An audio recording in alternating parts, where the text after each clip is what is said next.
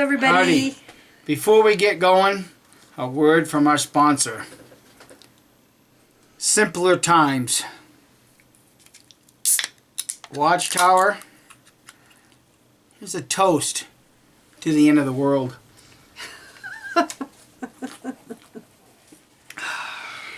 Okay. I've got an email from, looks like Wendy and Brett. Thank you guys so much. And some very good information in here. Love it when people do their research and find these things. Oh, yeah. Yep. And I just happen to have the Vindication book, Volume 1, that is here in your email. But before we get into this, I want to read a scripture. Oh, I can imagine. Because we all know how much Watchtower loves to apply this book to themselves specifically. Especially when they try to make, parallel application to them in Ezekiel, to them in Jeremiah, and to them in Isaiah. And then the faithful and discreet slave. Yeah. Psalm chapter 7, verse 14. I think this really applies to the Watchtower and Babel Crap Society. Look! There is one that is pregnant with what is hurtful. Now, we all know that, biologically, it's the woman that gets pregnant. But look at what David does in this song. Look, the one that is pregnant with what is hurtful, and he has conceived trouble and is bound to give birth to falsehood. The governing body are pregnant? Yeah. Well, no. They already gave birth to falsehood. It's become a mammoth giant. Well, it's 8 million, so they claim. So they like to think that they're the mammoth giant on this earth. Yeah, right. Watch how we chop this giant down. Yes. Now, first, I've got the light book here, and I apologize. I lost my post-it note out of here, so I don't know who sent this to me, so thank you. Sorry about that. Okay, this is Light Volume 1 from 1930, copyright. Page 194, there's a subheading, Sackcloth. Mikey, do you think Watchtower ever admitted they were false prophets? I've never read it in print. I've never read that Watchtower admits they were false prophets. I mean, because, when you hear some of these recorded elders meetings with some of the rank and file, the elders will say, they were never false. Oh, they might have got one or two things wrong, but they were never false prophets. I mean, Watchtower would never, ever admit that they were false prophets, because those that are lucid in their thinking would Oh, wait a minute. Jehovah's Witnesses are not lucid in their thinking, are they? Because if this was another religious organization writing this, Jehovah's Witnesses, you would readily be knocking on the door. Have you heard the good news? So-and-so religion just admitted they were false prophets. That's why Jesus said to get out of them while you can. This is why this old literature is so valuable, because it shows conclusively how the Jehovah's Witnesses today absolutely refuse to see the truth as it's presented to them, even in their own literature. So, for those of you who have never heard them admit they were false prophets, stick around. Like I said, The Light, Volume 1, page 194, under Sackcloth. Maybe this toast should be to Judge Rutherford, huh? Yeah. So, about halfway down, I'm just going to read this.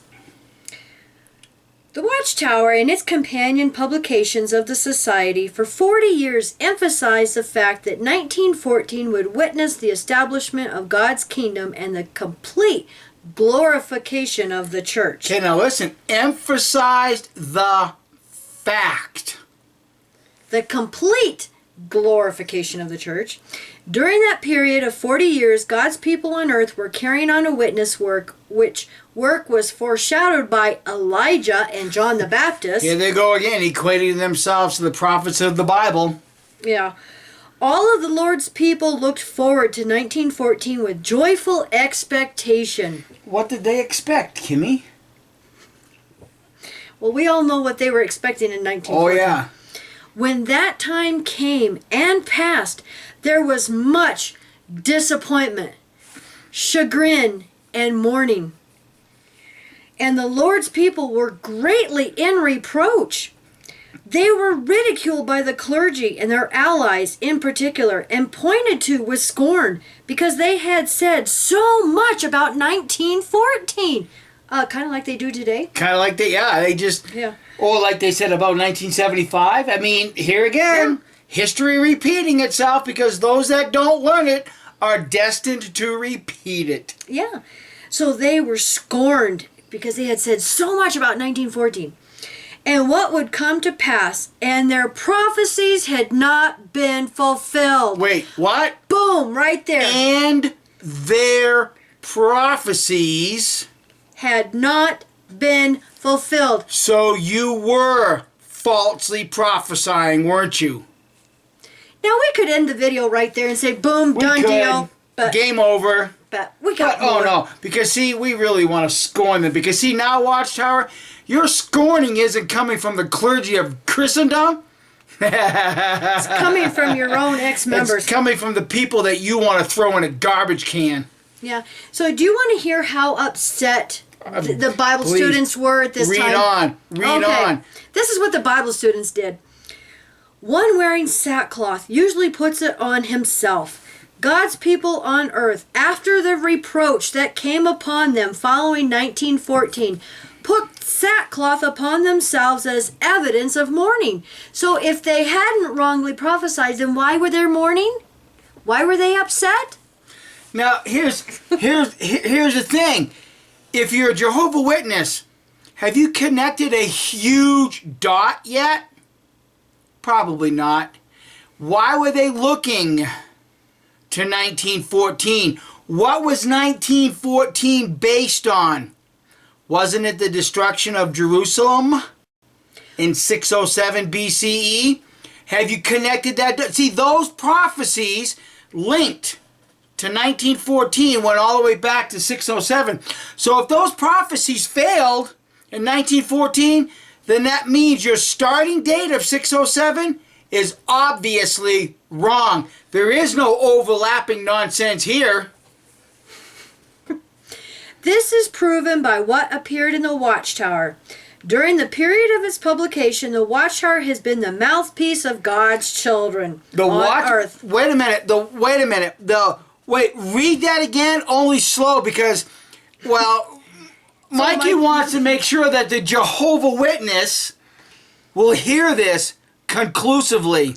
Okay, so for you Jehovah's Witnesses that throw this out as old light, this is what they said. During the period of its publication, the Watchtower has been the mouthpiece of God's children on earth. Now, this is 1930. There again, they're throwing away the Holy Scriptures. This is God's written word right here. Yeah. So the Watchtower, the mouthpiece of God's children? It's the mouth.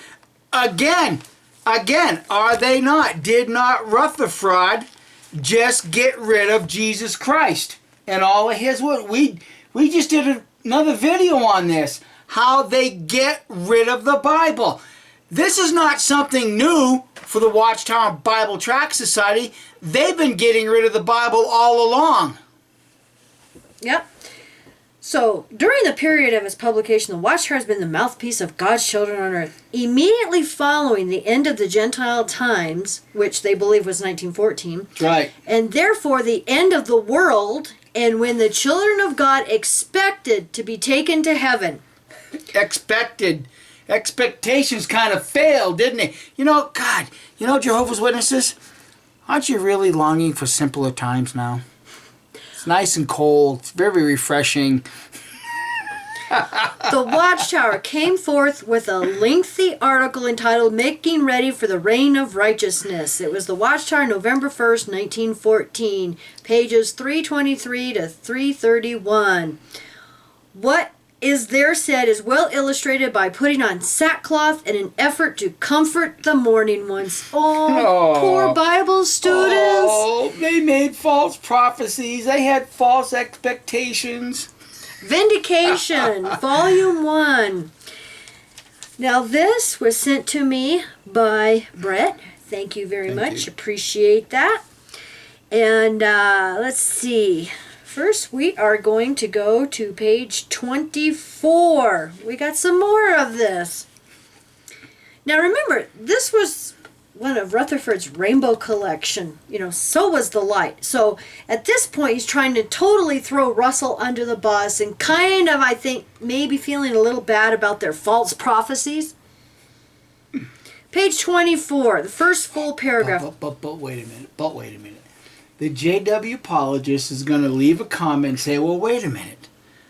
Russell was a false prophet, but Rutherford, he was the chosen one. That's why he was getting rid of the Bible students. They don't realize they're the splinter group. Exactly. They're the splinter group. Okay, the first full paragraph, page 24. For a number of years, God's people had waited for the vision to speak. And this is talking about Ezekiel's vision.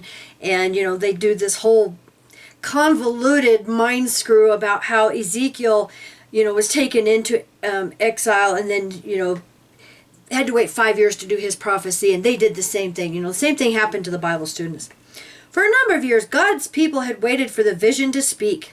Since about 1889, when Volume 2 of Studies in the Scriptures was issued, and it was seen that there was a typical significance attached to Elijah and his work, the faithful had waited, expecting the year 1914 to mark the complete fulfillment of the prophecy. See, they expected everything to happen by 1914. They expected it. They had expected Armageddon to follow immediately after 1914 and the church to be glorified. Of course, it was not due time until after 1918 to have a clearer vision of the prophecy. Like the prophet Habakkuk, God's covenant people had waited, and while waiting, there were some curious speculations indulged in by them, or false prophecies. Yeah. Which were mere guesses. Of course, and therefore not true. Because it was not God's time for them to understand. So let me... Go ahead. No, I think I know exactly what you're thinking. Yeah, this was happening after being married 36 years, huh? Same thing. Okay, so then that means that all that time you were in spiritual darkness. In darkness, exactly. So how could have Russell started learning and bringing the truth back to the world and enlightening the world if he was in darkness? Okay? See, this is where the cognitive dissonance is going to come in with the Jehovah Witness that hears, and I should say the apologist. The Jehovah Witness apologist. Because you're hearing it right from the pages of your own literature. And you will not comprehend. They admitted to false prophecies. They admitted to false expectations. They admitted to what Kim just read. And you can't admit that you guys are in spiritual darkness. Nothing has changed. This one, copyright, Watchtower Bible Tract Society, 1931. Okay, so where did I leave off? Okay, it was after 1914 that the vision spoke and did not lie. The vision spoke? I thought the Holy Spirit spoke, not the visions. And it did not lie? Now, remember, Jehovah's Witnesses, apologists, this is a statement. This is a statement. Listen up. Yeah. Listen up, because you're about to lose some more IQ points. Yeah, it was after 1914 that the vision spoke and did not lie, to wit, after the coming of the Lord to his temple in 1918. And then it goes on to talk about the servant class. But I've got some more here. We're going to go over to page 146. Subheading, No Further Delay. God's faithful people on the earth emphasize the importance of the dates 1914 and 1918 and 1925. They had much to say about these dates and what would come to pass. Now, let me remind everybody, 1925 is when the princes were supposed to come back, and Beth Sarim was going to be ready for them to be here on the earth. Oh, yeah, we remember 1925. 1925 was another false prophecy. Yeah. They had much to say about these dates. Well, it was also Rutherford that had much to say about this. Right. Yeah. And what would come to pass. But all they predicted did not come to pass. So he's admitting... All they predicted. Don't prophets predict things? Yeah. But all they predicted did not come to pass. Again, another book, another time frame, and they're still admitting they're false prophets. Any other religion on earth, Jehovah's Witnesses, that put this in print, you'd be all over them like flies on horse poop, showing that they're false prophets, that God couldn't bless them. But no, you guys do it and you expect new light. Clearer. You are expecting Jehovah to clarify this at a future date. Well, I love how it sounds like he's trying to backpedal now, because he goes on to say... They all Kim, wait a minute. Stop. Did you not hear? How could you not have heard that secretly recorded conversation with a J-Job that absolutely qualified that, that one drop of poison, you'd want to, get rid of it. You'd want to investigate it all. But then he turns right around and says, well, to quote fairy tale, but that's different. That don't apply to us because we keep getting new light. And sometimes that might take as long as 5 years. Well, when was this written? In the 1931. 30s? Nothing became clear yet, Watchtower. Okay, now he goes on, and this is hilarious. The predictions as to the dates were correct, but what came to pass could not be fully seen in advance. The failure to come to pass of some of the things predicted has afforded Satan's agents in Christendom, particularly the clergy and the man of sin, an opportunity to ridicule and reproach the faithful servants of the Lord, and to say of and concerning them and their predictions. Okay, I know what you're saying. Wait a minute. No, I know what you're thinking. Honestly, okay, let's see if you're gonna go where I'm thinking. Okay, so this means that God's new light that he gave him that allowed Satan and his agents to ridicule them because they had predicted false dates? That's a good point. Because, it's Watchtower screw up, and then they're going to twist it and say, well, see, God allowed this screw up so Satan can persecute us. You missed the point. You predicted falsely, and then you sit here and write that God can still use you. I knew we couldn't get through this one seriously. No. I mean, honestly, you've got two books here where Watchtower admits conclusively that they were spreading false prophecies, and yet they still have the audacity to claim God's still using them, that God's still directing this organization. This is how screwed in the head Jehovah's Witnesses have become. Any other religion that would have put this in print, Jehovah's Witnesses, you'd have been all over that in your door-to-door work. Well, listen to this. You mean there's more there's lots more. So stupology, stupidity. Dumbassery. Thank you, dumbassery. That's the word of the week. Yes. Okay, so they're going to quote this, and it is, Okay, all their visions, okay, I'm going to reread that, and hopefully I can get through this without laughing. Okay. This has afforded Satan's agents in Christendom, particularly the clergy and the man of sin, an opportunity to ridicule and reproach the faithful servants of the Lord, and to say of and concerning them and their predictions. Okay, so Satan and his agents are ridiculing the Bible students because of their predictions. All their visions and predictions have failed, and such proves that they are all wrong, and that all their predictions for the future must fail. End of quote. Okay, end of quote. This the clergy used to turn the people away from God and His truth. Now here's, this is how smart Christendom is. Okay? And this is how stupid Watchtower is.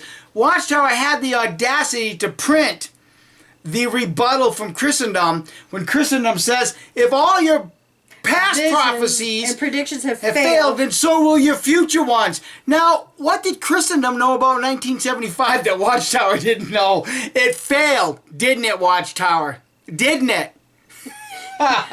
There's more. This is... hey, here's to simpler times. Such was foreshadowed by what God said to Ezekiel, Son of man, what is that proverb that ye have in the land of Israel, saying, the days are prolonged, and every vision faileth? Ezekiel 12:22. Wow. These people are just absolutely incredible. Okay, so we got a couple more here. Now we're going to go to page 268. This is the second full paragraph. As God's children progressed in the understanding and wisdom, they saw things by which they had polluted themselves, such as so-called character development, to fit them to help God run the universe.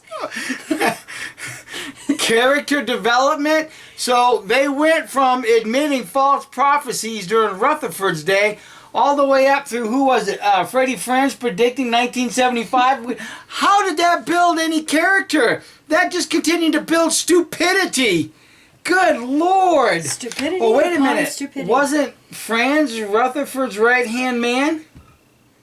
I don't remember. Or was that Knorr? Maybe that was Knorr. Yeah, it was Knorr. Yeah. Well, either way, Knorr was just as stupid for being Rutherford's right-hand man, even after they admitted they were false prophets. Yeah, so as God's children progressed in the understanding and wisdom, they saw things by which they had polluted themselves, such as so-called character development, to fit them to help God run the universe. Wow. They do the same thing now. They think they're helping God run the universe. Yes, they do. And such Babylonish formalities in the congregation. Now, I love this because this is a direct slam at Russell.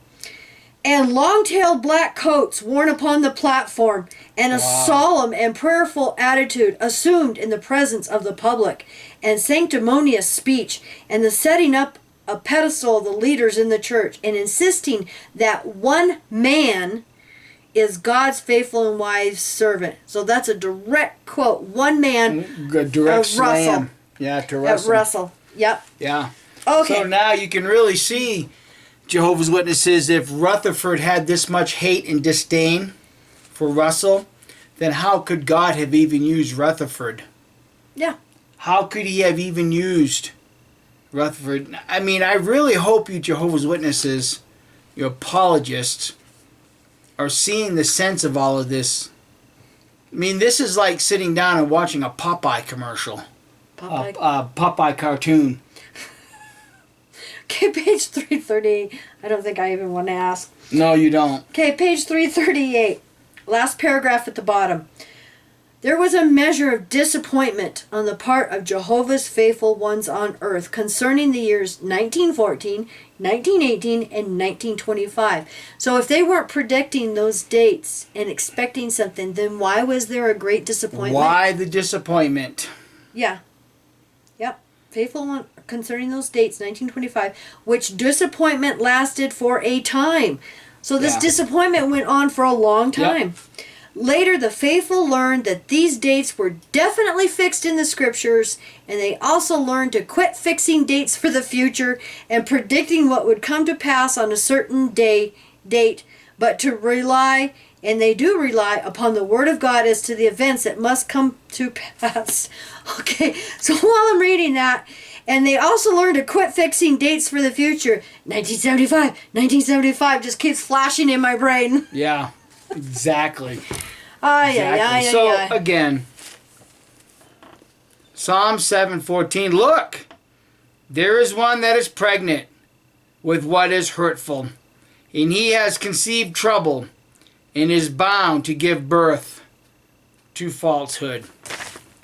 Got a whole bookshelf right here of Watchtower Bible Tract Society's falsehoods.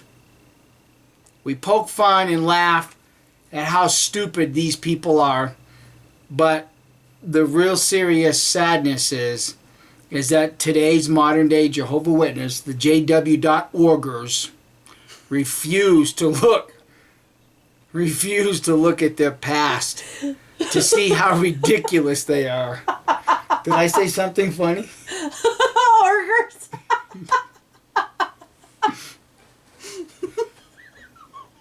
JW.orgers. Well, that's what they are, aren't they? You know, they get that pretty little blue sign. You know, JW.org. They might as well put ERS at the end of orgers. Org. JW.orgers. I'm thinking of a blue Shrek. Yeah, me too. Yeah, but honestly, you JW apologists, how can you sit here and still make comments, not so much on Kim and I's channel, but even Winston at Watchtower Examination. We've looked at a few of his comments from you apologists.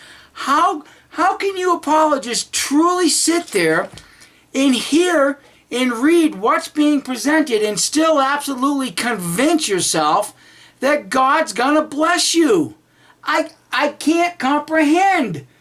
You know, it's what's happened is Watchtower's put Swiss cheese in all of our heads, including mine. You know, JW.orgers, that's all full of holes. But I just don't get it. I mean, it's so simple. If this was any other if this was the Catholic Church printing this stuff, you'd be tearing it apart just like this. If this was Scientology, if this was printed in a book from Ron L. Hubbard, you would be picking it apart, showing the fallacy of all of this. You'd be out there calling them false prophets. If the Book of Mormon was written like this nonsense, you'd be doing the same thing with them. You'd be proud to go to the door and decimate their work. Well, you know what? I'm pretty proud to do this with your work too, because it's bullshit. Yep, exactly. You sit here and confess that you were disappointed because of your false prophecies, but yet, with smiles and grins and everything else, God's still blessing us because we told false prophets. We were disappointed with our false prophecies. We're gonna wait another 40 years for God to clarify this and give us new light. Nothing's changed. Well, I was going to say, M sent us that clip of him talking to some Jehovah's Witnesses there in the UK. And the guy says, I would rather be wrong and stay with the organization than be right and away from it. So with a comment like that, you would rather be wrong with the congregation than to be right in a way. Does that scripture in Revelation, I think it's chapter 12, where Jesus says, get out of her, my people, if you do not want to share with her sins? Do you see how they cannot comprehend? They totally have no comprehension of what they say. I would rather be wrong. Jesus said, get out. Yeah. Yep. Wow. Unbelievable. Yep. And this is fun. I know it. So let's give a shout out to everybody, all the new YouTubers, and Patrick Owens, new YouTuber, and he was on the podcast chat, because we get on the chat and we have more fun than they have on the podcast. Yeah, I think we do, don't we, guys? Oh yeah, I mean, we do. Those chats are great, and we love, talking to all of you, and it gives us a chance to kind of chat with everybody. So we've really been enjoying that. Yeah, thank you, Joel, the Unwitnessed, for doing that. And all the guests. And all the guests. Yeah. This past week there was Amy Kay and Spider-Man. JW Experience, I think. I think it was, is his channel, so 2 new channels. Yeah, guys. It's great. It's wonderful to have such a support system for ex-JWs, because I've said this before, when Watchtower says Or, you know, when you're thinking about leaving and you're talking with the elders and they say, well, if you leave the organization, where are you going to go?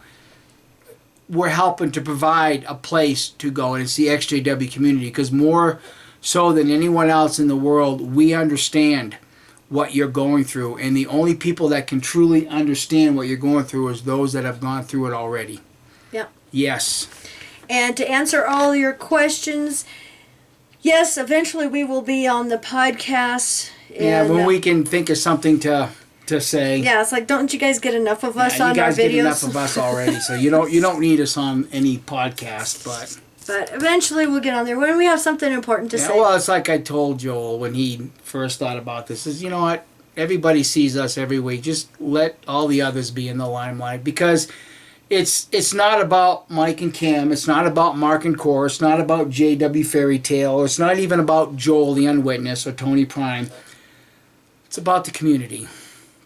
The only way that we're going to effectively bring down the Watchtower and Bible Tract Society, or even the JW.orgers, is we have to unite with a common goal, and that's to bring this organization to its very knees.